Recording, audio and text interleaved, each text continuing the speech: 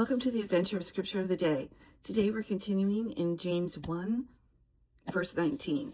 I know we've been in it for 3 days. Sometimes that can get tedious. However, this particular verse is what the entire book of James is about. So the first part of it is about being quick to listen to each other, to God. And then the second part is about being slow to speak.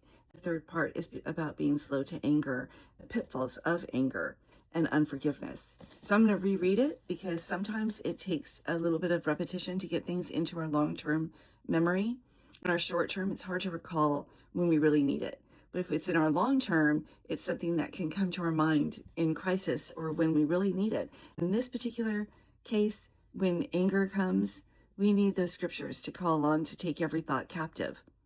Here is James 1:19. Understand this, my beloved brothers and sisters. Let everyone be quick to hear, be a careful, thoughtful listener, slow to speak, a speaker of carefully chosen words, slow to anger, patient, reflective, forgiving. Now, I have a few instances in my life where people make me angry and it's very hard to forgive them because they keep doing the same things. And it is darn near impossible to not be around them, at least on occasion. I have to learn how to deal with that. Being patient, thinking it through, reflecting on how I can change my behavior to stop that cycle is super important. And then how to forgive, so I don't carry that around with me all the time. And a lot of times I don't feel it within me to be able to forgive, but God reminds me all the time that He can forgive. Where I lack, He is made strong, and He has enough forgiveness to cover my lack.